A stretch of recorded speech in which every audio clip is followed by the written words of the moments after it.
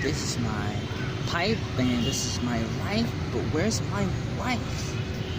Welcome to the dating show of Joey Arnold. We started a long time ago, like 2011, now it's 2017. Today I want to talk about, maybe I should talk about Farmer Hannah. So there once upon a time there was a girl, and she was a lot different than other girls, I guess, maybe. And I think that it was very, very special when I met her at Salvation Army camp in California. It was Camp Redwood Glen, and it was the summer of 2010, and I was working there, and I was a relief counselor, and I've done that in my life for like 5 years. One of my favorite things to do, and in my life I've met a lot of people, and so I know a lot of different kinds of people from around the world. Now I'm 31 years old, turning 32 in about a week, or maybe 2 weeks, but it's almost February now. But I'm becoming a really old man. But sometimes I'm able to talk with like a very, very like soft little, like baby little boy voice. So sometimes I wonder, like, am I still a little boy if I still talk like this and not like this, you know, like with more of a deep voice? But I'm not really a like a farmer, like Farmer Hannah. But I guess I'm not really confident enough to talk about her at the moment. Could I say that I'm not a confident person? Maybe my thoughts are a little bit more scattered, but I do remember that we were working together, like especially like when we're doing like skits. We would do skits together and like act together, like we'd perform together, like tell a story in front of the other campers. Most of the campers were like about 10 years old, you know, around that age. But I would say that, how do I say this? So I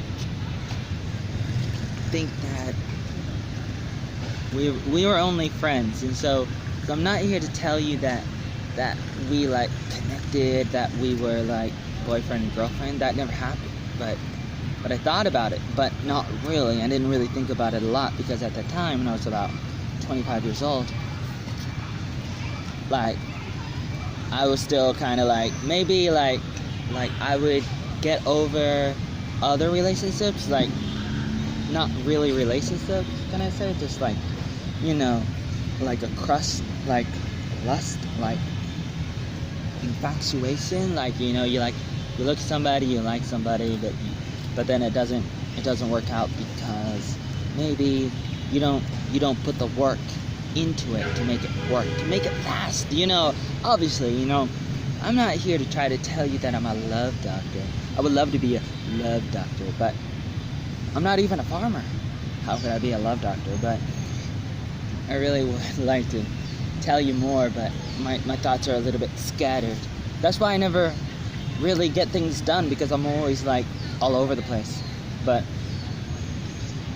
it's like, how do I say, like, basically I knew her for like maybe 2 or 3 months, just during the summer when I was a counselor at that camp, you know, and she was like working there too, and working in the program, you know, program staff, working with the program staff, you know, doing that kind of stuff, you know. But sometimes we would see each other, but we're only friends, you know. I'd see a lot of people, so it's not really special, you know.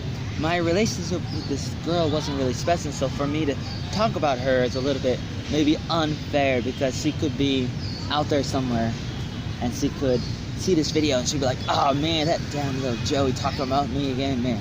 or not. I don't really know how she would react, but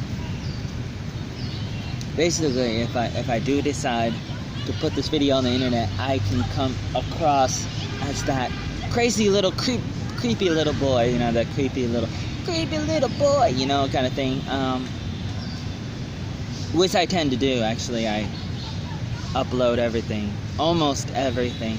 So I've given myself a bad reputation personally. I mean, without the help of other people, which they're doing plenty of. There's a lot of people around the world saying bad things about me sometimes, you know, saying things that are not really true, and rumors and stuff. You know how it is. You know, if you know, you know.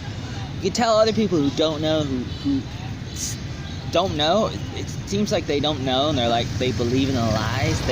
They believe in these stories about me or other people, you know, the tabloids about celebrities and stuff, you know. So, but anyways, don't get lost in that. So what am I doing talking about this? But I should probably tell you that I probably should have told you at the beginning of the story that at the end I ended up writing a like a 7-page letter or like 14-page letter, like maybe like a love letter to her, and I sent it to her, but then she never replied. And at that time I was kicked out of the camp because of what I did. I was looking at some dirty pictures on the internet, and I shouldn't have, but and that's my fault, and I was going against the rules, and that could be considered to be normal for some people. Some people are like, well, you know, whatever, you can do whatever you want. Other people that are maybe like more religious, they'd be like, oh man, that's so terrible.